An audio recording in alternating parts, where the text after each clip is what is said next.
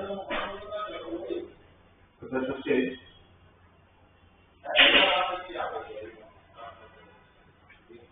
हाँ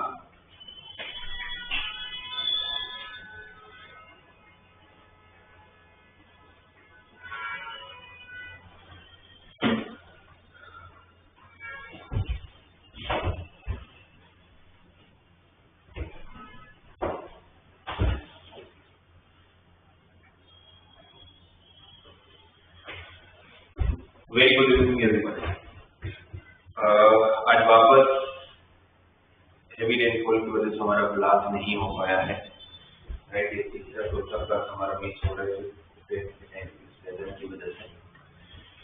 एनीवे कुछ कर नहीं सकते उसके लिए तो, पर हमें अपना काम चालू रखना है। तो मैंने इसलिए आप लोग को लास्ट क्लास जब हमारा नहीं हो पाया तो हमने आपको टेंजेंट एंड नॉर्मल का रिकॉर्डेड लेक्चर भेज दिया था, जो इजी था समझने के लिए। तो आप लोगों ने अगर गो थ्रू किया होगा तो आराम से आपको समझ आया होगा। तो उसके रिपीट में आपने प्रैक्टिस किया होगा, तो नेक्स्ट जब हम फेस टू फेस मिलेंगे तो उसके डाउट डिस्कस करेंगे। राइट, मोस्टली मैं संडे क्लास रखूंगा आप लोगों का, regular class, if weather permits, है ना, इस कंडीशन के साथ। और आज जो मैं आप लोगों से टॉपिक डिस्कस करने जा रहा हूँ, अभी तक आपने देखा नेटवर्क चेंज हो गया, हमारी इंफिनिटी हो गया, टेंजेंट नॉर्मल हो गया। राइट, फोर्थ इंग्लिश का हमने टॉपिक थोड़ा सा अप्रोक्सीमेशन एंड एरर, जो बहुत इजी सा टॉपिक है। डायरेक्ट उसके क्वेश्चन है पूछे भी नहीं जाए, बट अगर पूछे जाते ऐसा नहीं तो मुझे नहीं आता। राइट, तो आज वो टॉपिक पहले डिस्कस कर लेते हैं अपने। टॉपिक का नाम है अप्रोक्सीमेशन एंड एरर। अब जब हम लोग बोल रहे हैं dy बाई dx, तो आपको पता है dy का मतलब क्या है, change in y, and dx का मतलब क्या है, चेंज इन x। तो भाई y में तो चेंज कब होगा ना, जब x में चेंज करोगे। अगर y में चेंज ही नहीं करोगे, तो x में चेंज ही नहीं करोगे तो y में चेंज होगा ही नहीं। अब इसको अगर इस तरह से समझने की कोशिश करें कि अगर मैं x में कुछ मिस्टेक करता तो y में भी डेफिनेटली मिस्टेक होगा, पर क्या x का मिस्टेक और y का मिस्टेक सेम होना जरूरी है? तो ऑब्वियसली नहीं। अगर वैसा ही होता तो फिर हमेशा आपका डिफरेंशिएशन मान ही आता। इसलिए अब इसमें क्या करना अपने को एरर में, कि आपको क्या होगा, x का एरर दे रखा होगा। अगर आपको बोला कि जब आप x में कुछ मिस्टेक करो तो y की मिस्टेक कितना हो रहा होगा, ये आपको पता करना है। करेक्ट। एरर तीन टाइप के, वैसे ये मुझे लग रहा है कि आप लोगों ने सारी बातें फिजिक्स में यूनिट टाइम एंड एरर में डिस्कस कर ही लिया होगा। Right, error there are three kind of errors. First is called absolute error, second one is called relative error, and third one is called percentage error. Absolute error मतलब dy, relative error का मतलब dy by y, because आपको relate करना है, नाम से पता relate करना है, relative error। तो फिर एरर रिलेट करना है किसके साथ, ओरिजिनल वैल्यू ऑफ y के साथ, इसलिए रिलेटिव एरर किसको बोलोगे, dy by y। And percentage error क्या हो जाएगा आपका, dy by y into 100। ठीक है, तो आपको क्वेश्चन में मेंशन होगा कि आपको एरर ढूंढना कौन सा है। सपोज मुझे अगर ऐसा क्वेश्चन दिया हुआ है कि y is equal to 3x cube plus 5x square plus 6x plus 7, और मुझे पूछा जाता है कि y का एब्सोल्यूट एरर फाइंड करना है, y का एब्सोल्यूट एरर फाइंड करना है। कब, जब आप लोग x में 1 यूनिट जितना मिस्टेक करते हो, 1 यूनिट का एरर है या 1 यूनिट का मिस्टेक है। ये जो 1 यूनिट का एरर है वो मेरे लिए क्या बन रहा है, तो देखा जाए तो dx बन रहा है। राइट, और मुझे ओरिजिनल वैल्यू लेनी थी x की 2, और मैंने बाय मिस्टेक उसको ले लिया 3, तो मतलब मिस्टेक कितना हुआ, 1 यूनिट का हुआ। तब आपको y का मिस्टेक पता करना है, तब क्या करोगे, dy by dx पता करोगे। तो dy by dx का पता किया तो क्या हो गया, 27x square plus 10x plus 6, sorry not 27x square, 3 into 3 so 9x square plus 10x plus 6। अब dy क्या होगा मेरा, 9x square plus 10x plus 6 into dx। x लेना कितना था अपने को 2, तो अगर 2 रखता हूं तो 2 का स्क्वायर 4, 4 into 9 36, 36 plus 20, तो 56, 56 plus 6 62, और dx मेरा 1 है। जैसे कि मैं x में जब 1 यूनिट का मिस्टेक करूंगा तो मेरा y का मिस्टेक कितना होगा, 62 यूनिट का मिस्टेक होगा, राइट। तो आपका डिवाई हो गया, y का मिस्टेक जो कितना हो गया 62। अगर आप लोगों को टाइम पर अगर रिलेटिव एरर फाइंड करना होता तो मैं क्या करता, dy बाय y कर लेता, dy मेरा 62 आ गया, y की वैल्यू पता कर लेते, x को 3 रख के, तो x को 2 रखते यहाँ पर, तो 2 का क्यूब 8 8 3 24, 2 का स्क्वायर 4 4 into 5 20 है ना, तो 8 into 3 24 प्लस 2 रखा था, 2 का square 4 into 5 20 plus 6 into 2 12 plus 7, correct. तो ये 44 प्लस 12 हो गया आप लोगों का 56, 56 प्लस 7 तो 63, राइट। अब इसमें वैल्यू हमने बराबर रखा है, x पर 2 रखा था, 2 का square 4 4 into 9 36 36 plus 20 56 plus 6 62, okay ठीक है। तो आपका रिलेटिव एरर कितना हो जाएगा, डिवाइड बाय वाई को 62 बाय 63।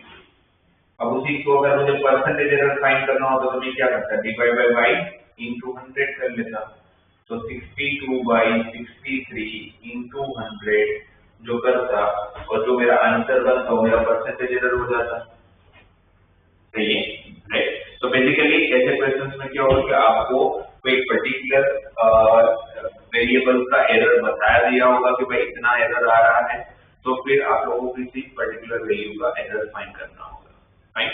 मोस्टली ऐसे क्वेश्चन जब पूछे जाते हैं तो ये आप लोगों को ज्योमेट्री में ज्यादा पूछे जाते हैं। जैसे इस तरह के क्वेश्चन आप लोगों ने फिजिक्स में भी किया होगा कि भाई मेरे पास एक क्यूब है, ठीक है, इस क्यूब की लेंथ ऑफ एज में मैं 1% जितना मिस्टेक करता हूँ, 1% का एरर करता हूँ, तो पूछा जाएगा कि तो फिर क्यूब के वॉल्यूम का परसेंटेज एरर क्या होगा, परसेंटेज एरर इन वॉल्यूम कितना होगा, परसेंटेज एरर इन वॉल्यूम आप लोगों को फाइंड करके देना है। तो सेम प्रोसेस मुझे क्या पता होना चाहिए, पहले तो मुझे पता होना चाहिए कि वॉल्यूम ऑफ क्यूब होता क्या है। तो वॉल्यूम ऑफ क्यूब क्या हो जाएगा, आप लोगों को सबको पता है कि V equal to L cube होता है। मुझे गिवन क्या है, तो DL बाई L into 100 मुझे दिया हुआ है, क्योंकि मुझे लेंथ ऑफ एज का मिस्टेक दिया हुआ है, कितना परसेंट है, 1%, मतलब क्या गिवन है, DL बाई L into 100 मुझे 1 दिया हुआ है, करेक्ट। अब जब मैं DV बाई DL पता करता हूँ तो 3L स्क्वायर आएगा, तो DV क्या आएगा, 3L स्क्वायर into DL आएगा। आपको पर डीवी नहीं किया, आपको डीवी बाई वी into 100 चाहिए, तब क्या करोगे, दोनों तरफ v से डिवाइड करोगे, दोनों तरफ आपने v से डिवाइड किया, right, 3l square into dl by v किया, into 100 v किया। अब ये v की वैल्यू हमें पता है l क्यूब है, तो v को अगर हम लोग l क्यूब रख देते तो यहाँ पर क्या हो जाएगा, 3dl by l into 100, l cube रखूंगा तो एक l स्क्वायर कट होगा, एक l तो बचेगा, और वो dl by l into 100 1 दिया हुआ है, तो 1 रखा तो कितना परसेंटेज एरर हो गया, 3%, राइट। बहुत ही सिंपल से क्वेश्चन आएंगे, आप लोगों को बस ये पता होगा सबका वॉल्यूम वगैरह, सरफेस एरिया वगैरह की फॉर्मूला क्या होती है, तो किसी एक डायमेंशन का एरर दिया और दूसरा आप लोगों को एरिया या वॉल्यूम या उसका एरर आप लोगों को फाइंड करना होगा। क्वेश्चन अच्छे से पढ़ के आप ये डिसाइड कर लो कि आपको एब्सोल्यूट एरर फाइंड करना है, आपको रिलेटिव एरर फाइंड करना है, आपको परसेंटेज एरर फाइंड करना है, ये क्वेश्चन में मेंशन होगा, क्लियर। और एक आध क्वेश्चन इस पे कर लेते हैं। आप अपने डीपीपी देखोगे तो सेकंड डीपीपी आप लोगों का इसी का है, अप्रोक्सीमेशन एंड एरर। तो सेकंड डीपीपी में जैसे ये जो मैंने आपको क्वेश्चन किया, ये आप लोगों का क्वेश्चन नंबर 2 है उस डीपीपी का है। अब उसका जैसे थर्ड क्वेश्चन है, अब उसके थर्ड क्वेश्चन में आप लोगों को दिया हुआ है the time t of a complete oscillation of simple pendulum, simple pendulum का टाइम t और पेंडुलम का लेंथ l को लेके ऑलरेडी हम लोगों को एक रिलेशन दिया हुआ है, t equal to 2 by root l by g, which is the gravitation means constant value. What is the percentage error in t when l is increased by 1%? When l is increased by 1% means dl by l into 100 is given 1%, तो आपको पूछा है dt by t into 100 कितना होगा, तो first differentiate किया जाए dt by dl 2 pi by root g constant है, रूट l का डिफरेंशिएशन आप लोगों को पता है 1/2 रूट l हो जाएगा, ये 2 and 2 कैंसिल, तो dt equal to pi by root g into dl by root l।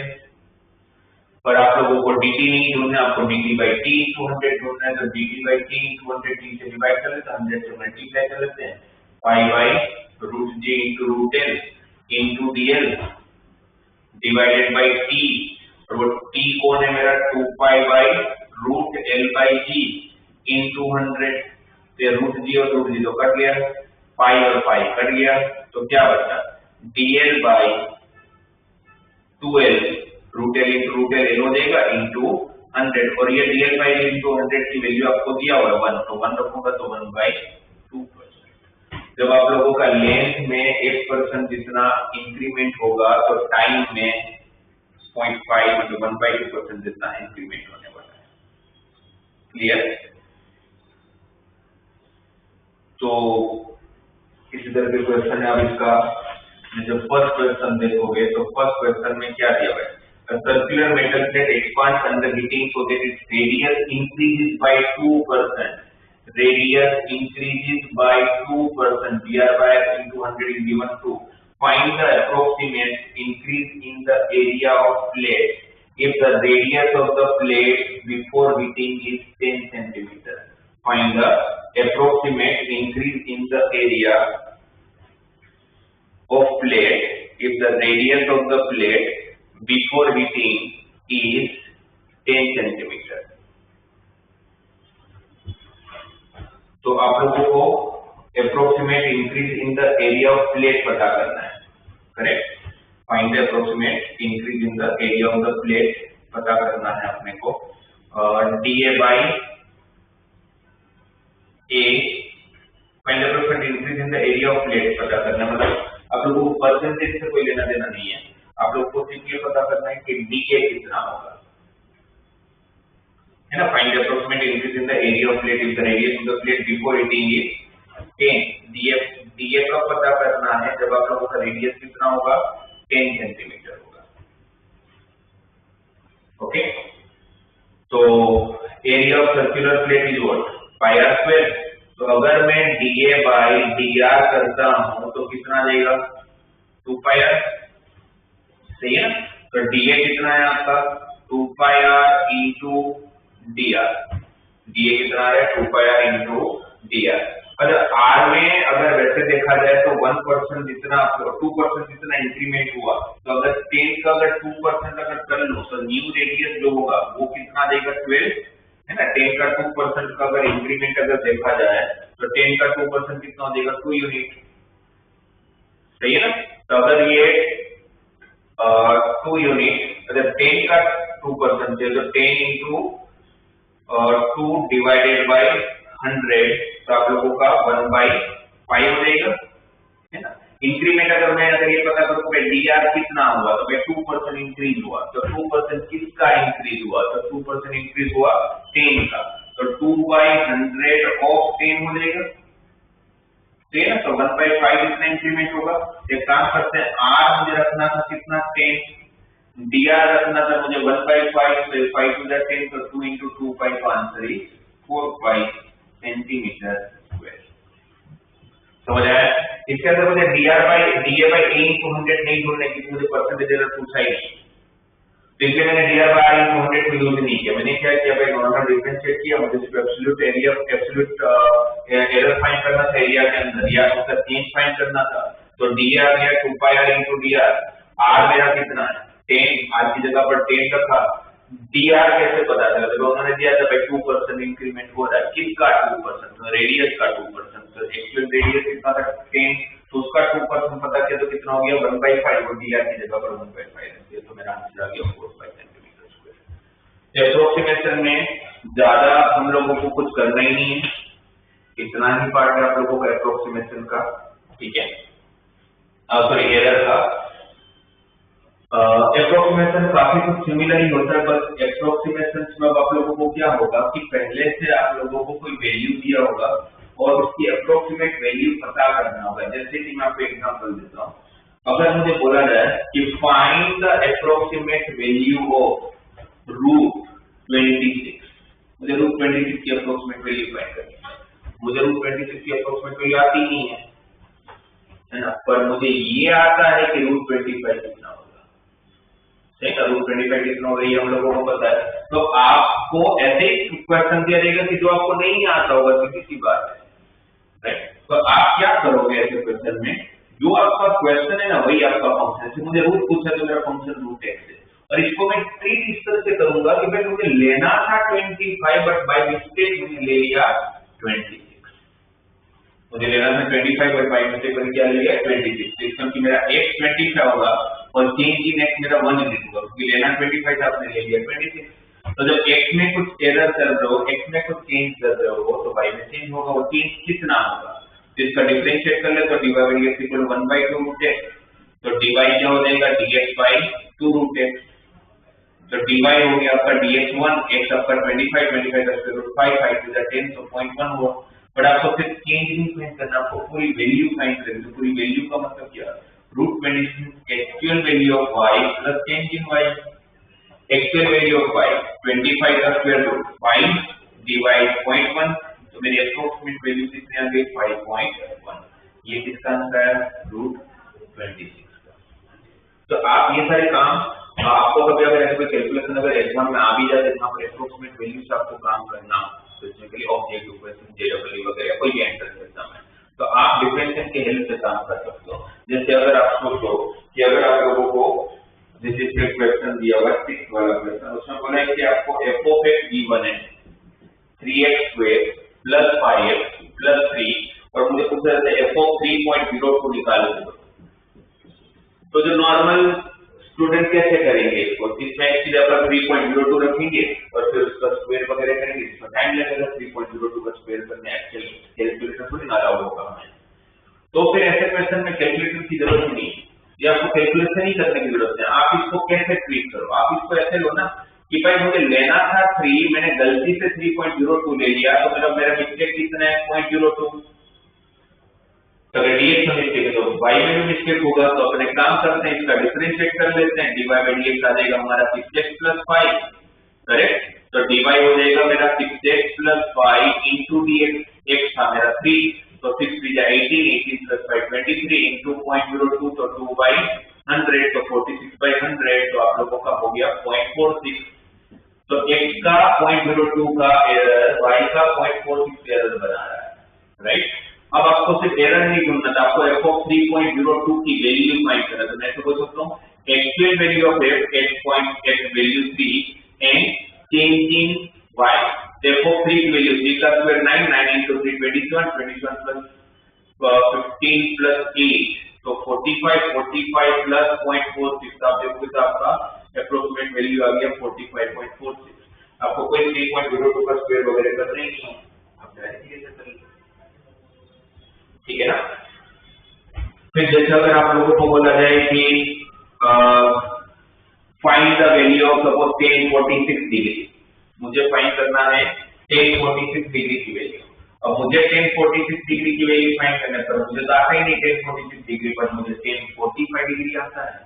तो हम क्या करेंगे, अपना फंक्शन को लेंगे 10x, फिर कंसीडर x को लेना था 45 डिग्री, ले लिया मैंने 46 डिग्री, तो चेंज इन x कितना होगा 1 डिग्री। तो अब dy by dx जब फाइंड करूंगा तो 10x का डिफरेंशिएट क्या होगा sec square x, तो dy क्या होगा sec square x into dx, correct.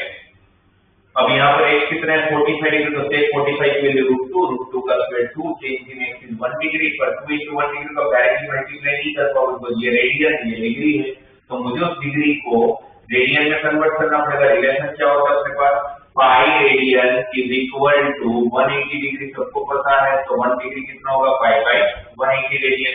तो आपका आंसर है पाई बाय 90, जहां पर वो पाई रेडियन वाला पाई मतलब 3.14 है। बट मुझे वापस सिर्फ डिवाइड नहीं ढूंढना, मुझे पूरी 1046 डिग्री की वैल्यू ढूंढनी है।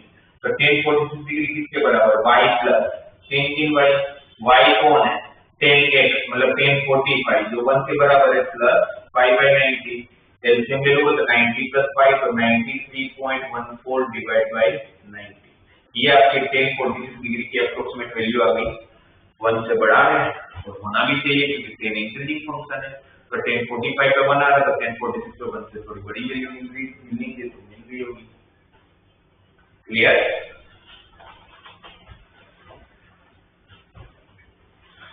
अब जैसे इसके अंदर एक 9 क्वेश्चन दिया हुआ है, 9 क्वेश्चन में क्या बोला है?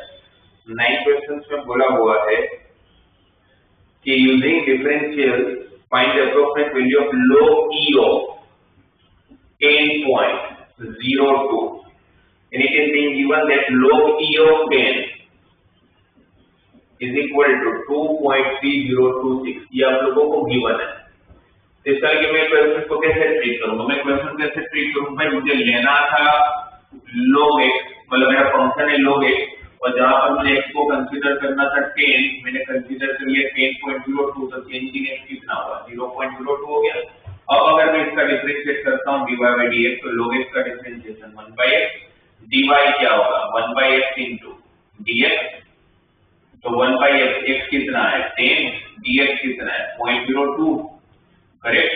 तो ये आप लोगों को हो जाएगा 2 by 200, है ना? ये 2 by 100 into 10, sorry 2 by 100 into 10, तो 1000, इसका आंसर क्या हो गया? 0.002।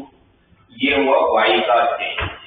बट आपको ढूंढना है पूरी log E of 10.02 का आंसर जो होगा y का y की exact value plus change in y। तो y की exact value log E of 10 जो दिया हुआ है 2.3026 प्लस चेंज इन y कितना है? 0.002। इसको जोड़ दूंगा तो हो जाएगा 2.3046।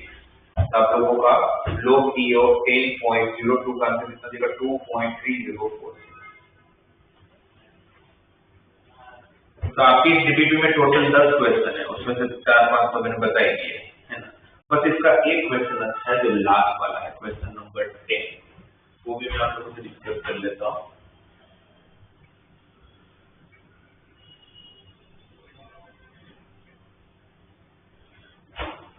देखिए क्वेश्चन नंबर 10 में क्या दिया हुआ है हमें? If a triangle ABC, if a triangle ABC inscribed in a fixed circle be slightly varied in such a way as to have its vertices always on the circle, then prove that dA by cos A plus dB by cos B plus BC by cos C equal to 0। मतलब ये क्या बोल रहे हैं 10 question में कि हमारे पास एक फिक्स रेडियस का एक सर्कल है, सर्कल फिक्स है, इसके अंदर ट्राइंगल है, ट्राइंगल ABC, जिसमें आप लोगों को पता है इसकी AB की लेंथ को क्या बोलते हैं? स्मॉल c, BC की लेंथ को क्या बोलते हैं? स्मॉल a, और AC की लेंथ को क्या बोलते हैं? Small b। अब ये जो ट्राइंगल है ना, ये फिक्स नहीं है, ये वेरिएबल ट्राइंगल है, मतलब वेरीड हो रहा है, वेरीड हो रहा है मतलब ये बदलता रहता है अपनी पोजीशन। और ये बदलता पोजीशन इस तरह है कि उसके तीनों वर्टाइसेस जो होंगे ना ABC, वो ऑलवेज सर्कल पे रहने चाहिए। पर ट्राइंगल जब अपनी खुद की जगह चेंज करेगा तो 6 चीजें चेंज होगी। कैसे 6 चीजें? तीनों साइड का लेंथ चेंज होगा, तीनों एंगल चेंज होंगे। एंगल को हम कैसे लिखते हैं? Capital angle A, capital angle B, capital angle C. वो किस हम लोगों को आप लोगों को ध्यान में है कि स्मॉल ए से हम लोग यूज करते हैं लेंथ ऑफ साइड के लिए, और capital angle A B use करते हैं अपने ट्राइंगल के एंगल के लिए, करेक्ट? तो अब आपको क्या दिया है कि ट्राइंगल अपना पोजीशन चेंज करता है, तब इसको तीनों वर्टेक्स रहता हमेशा सर्कल के ऊपर है। तो फिर आप ये प्रूव करके दो कि dA by cos capital A plus dB by cos capital B plus dC by cos capital C का आंसर 0 होगा। ये स्टेटमेंट आपको प्रूव करना है। तो काफी सारे बच्चे नहीं कर पाते इसको, क्वेश्चन टफ नहीं है, बट उसमें तो समझ नहीं आता कि करना कैसे। अगर तो देखोगे इसके अंदर 6 तीनों लेंथ और तीनों एंगल सब कुछ यूज हो रहा है, और आप याद करोगे अपने 11th के सारे कंसेप्ट को ट्रिग्नोमेट्री से, तो आपको ये 6 के 6 चीजें, तीनों लेंथ और तीनों एंगल सिर्फ एक ही जगह दिखाई देता है, साइन रूल। आप लोगों को ध्यान होगा तो साइन रूल क्या था कि किसी भी ट्राइंगल का अगर ये ABC है, ये एंगल A, ये एंगल B, ये एंगल C, AB को क्या बोलते हैं? स्मॉल c, BC को स्मॉल a, AC को स्मॉल b। हम ये बोलते थे साइन रूल के अंदर कि A बाई साइन A उतना ही होता है जितना B बाई साइन B, उतना ही C by sin c equal to r, where r is the circumradius. Properties of triangle, solution of triangle में डिस्कस किया था हमने, sine rule, cosine rule, projection rule, half angle formula, मैंने जो 4-5 चीजें discuss किया तो उसको साइन रूल काफी काम की। तो यही एक रूल है जिसके अंदर 6 चीजें एक साथ यूज होती है, बाकी कोई कंसेप्ट ही नहीं है हमारे पास। और इसमें भी वो 6 चीजें साथ में चाहिए तो कंफर्म है कि भाई ये साइन रूल के बगैर क्वेश्चन नहीं होगा। अब साइन रूल मुझे पता है तो मुझे पता है कि स्मॉल a किसके बराबर है, 2r sin b किसके बराबर है, 2r sin b, c किसके बराबर है, स्मॉल c तो 2r sin c। अब अगर ये dA का डिफरेंशिएशन करूं कैपिटल A के रिस्पेक्ट में, क्योंकि सीधी बात जब ट्रायंगल चेंज होगा तो स्मॉल a भी चेंज होंगे तो उसके साथ एंगल भी चेंज हो रहा होगा, तो उसका चेंज लेंथ ऑफ साइड का change with respect to angle पता कर लेते हैं। dA by d of capital A equal to 2r cos A, dB by d of capital B तो 2r cos B, और dC by d of small c upon d of capital C equal to 2r cos C। अब हमें जो चाहिए उसकी सब अगर सोचे तो dA by cos of capital A plus dB by cos of capital B plus dC by cos of capital C, dA by cos A किसके बराबर देगा, 2r into d of capital A, dB by cos A 2r into d of capital B and dC by d of C तो 2r into d of capital C। तो तीनों में से 2r common है तो अंदर क्या बच रहा है, d of capital A plus d of capital B plus d of capital C। Mathematical language में अगर d of A की बात करें तो d of A का मतलब क्या होता है, चेंज इन A, dB का मतलब क्या होता है, चेंज इन B, dC का मतलब क्या होता है, चेंज इन C। तो जब हम डिफरेंशिएट करते हैं किसी का भी तो वो जो डिफरेंशिएशन करना है x square plus x cube plus x raised to 4 को, तो मैं डिफरेंशिएट अलग-अलग लिखता हूं, d by dx of x square change in x square change in x cube change in x raised to 4, ऐसे करते हैं ना अपने डिफरेंशिएशन अलग-अलग तो कर ही लेते हैं प्लस माइनस में। तो इसका कि मैं अगर यहां से यहां जा सकता हूं तो मैं यहां से यहां पर भी तो जा सकता हूं, तो मैं चेंजेस को साथ में भी तो लेके आ सकता हूं। तो वही काम अगर यहां करे तो मैं ऐसे बोल सकता हूं change in capital A plus capital B plus capital C, और वो capital A plus capital B plus capital C individual आप जब ट्रायंगल चेंज करोगे तो आपका एंगल A, एंगल B और एंगल C तीनों चेंज होंगे, बट ट्रायंगल भले तीनों इंडिविजुअल चेंज होंगे बट तीनों का एडिशन तो पहले भी 180 था, चेंज होने के बाद भी तो 180 ही रहेगा। तो हम यहाँ पर ये बात करेंगे पाई में कितना चेंज होगा, तो भाई पाई तो कांस्टेंट वैल्यू है, कांस्टेंट वैल्यू में तो चेंज हो ही नहीं सकता, तो d ऑफ पाई का आंसर 0 आ जाएगा जो आप लोगों को प्रूव करना है। ये क्वेश्चन तब तक नहीं होगा जब तक आप साइन रूल ना यूज करो, और उसमें पर साइन रूल यूज होना चाहिए, वो हो जाता है तो आपके पास ऐसा कोई कंसेप्ट ही नहीं है जिसके अंदर 6 के 6 चीजें एक साथ यूज होता है। क्लियर? इसके अंदर 10 क्वेश्चन है, 4-5 मैंने करवा दिए, वापस उसको कर लीजिए, फिर 10 क्वेश्चन कंप्लीट कर लीजिए। तभी हम लोगों ने इसका डीपीपी 1 2 3 टेंजेंट नॉर्मल है, और 4 जो आप लोगों का इंक्रीजिंग एंड डिक्रीजिंग था, ये 4 हम कर चुके हैं, राइट। इसका डाउट डिस्कशन हम लोग जैसे मैंने बताया संडे अगर पॉसिबल हम क्लास रखेंगे तो फिर ये चारों का हम लोग डाउट डिस्कस करेंगे, और फिर हम लोग इसका जो सबसे इम्पोर्टेंट पार्ट है मैक्सिमम मिनिमम उसकी तरफ मूव ऑन करेंगे। ओके, इसको कंप्लीट कर लीजिएगा। Thank you so much.